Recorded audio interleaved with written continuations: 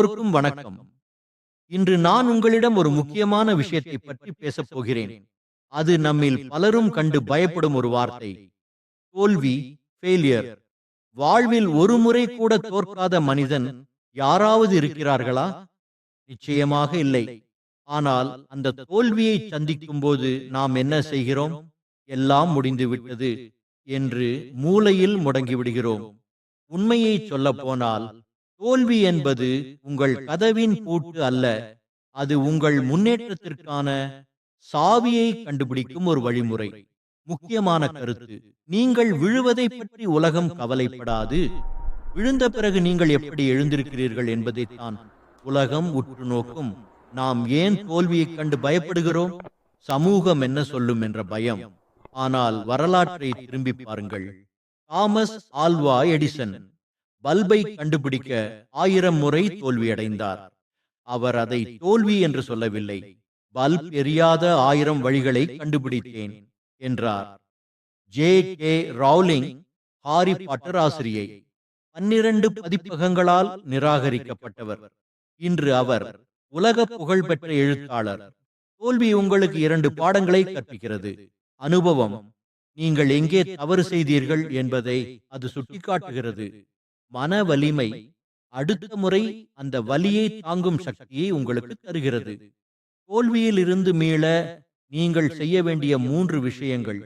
தோல்வியை ஏற்றுக்கொள்ளுங்கள். நான் தோற்றுவிட்டேன் என்று ஒப்புக்கொள்வதில் அவமானம் இல்லை.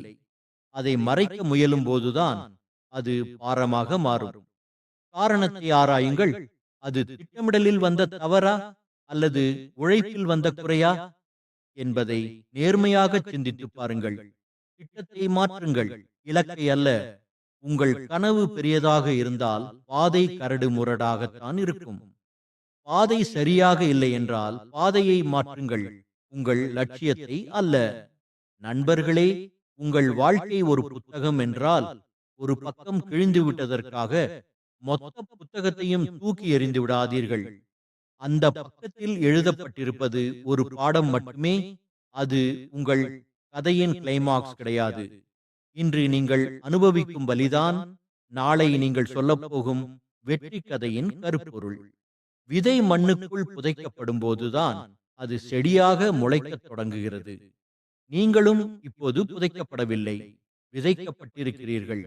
நினைவில் கொள்ளுங்கள், வெற்றி என்பது இறுதி புள்ளி அல்ல. தோல்வி என்பது மரணம் அல்ல. தொடர்ந்து முன்னேறும் துணிச்சல்தான் எல்லாவற்றையும் விட முக்கியம். சீன மூங்கில் மரத்தை பற்றி நீங்கள் கேள்விப்பட்டிருக்கிறீர்களா? அந்த விதையை நட்டு அதற்கு தினமும் தண்ணீர் ஊற்றி எருவிட்டு பராமரிக்க வேண்டும். முதல் வருடம் ஒன்றும் நடக்காது. 2ஆம் வருடம் ஒன்றுமில்லை. 3ஆம் 4ஆம் வருடங்கள் கூட ஒரு சிறிய மூளை கூட தெரியாது. வெளியிலிருந்து பார்ப்பவர்களுக்கு நீங்கள் வீணாக உழைப்பது போல தோன்றும். ஆனால் 5வது வருடத்தில் அந்த மூங்கில் மரம் முளைக்கத் தொடங்கி வெறும் 6 வாரங்களில் 80 அடி உயரம் வளரும். அந்த 4 வருடங்கள் அது வளரவே இல்லையா? இல்லை, அது மண்ணுக்கு அடியில் ஆழமாக தன் வேர்களை பரப்பிக் கொண்டிருந்தது. உங்கள் தோல்வி காலமும் அப்படித்தான். வெளியே வளர்ச்சி தெரியாமல் இருக்கலாம், ஆனால் உள்ளே நீங்கள் தகுதியுள்ள மனிதனாக, கேரக்டர் பில்டிங், வளர்ந்து கொண்டிருக்கிறீர்கள்.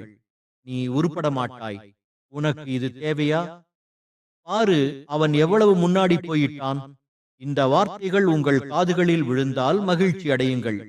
ஏனென்றால் வீழ்ந்து கிடப்பவனை பார்த்து யாரும் கல் எறிய மாட்டார்கள். வளர துடிப்பவனைத்தான் உலகம் விமர்சிக்கும். தோல்வி அடையும் போது உறவினர்களும் நண்பர்களும் உங்களை விட்டு விலகலாம். அது நல்லதுதான்.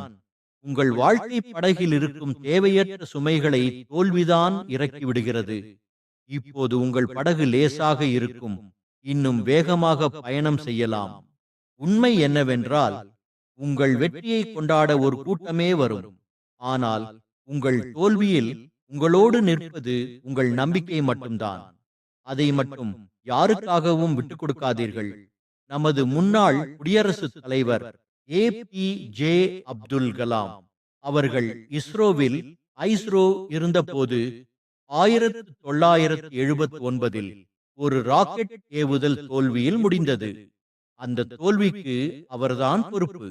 ஆனால் அவருடைய தலைவர் சதீஷ் தவான் மேடைக்கு சென்று அந்த தோல்வியை தன் தோளில் ஏற்றுக்கொண்டார்.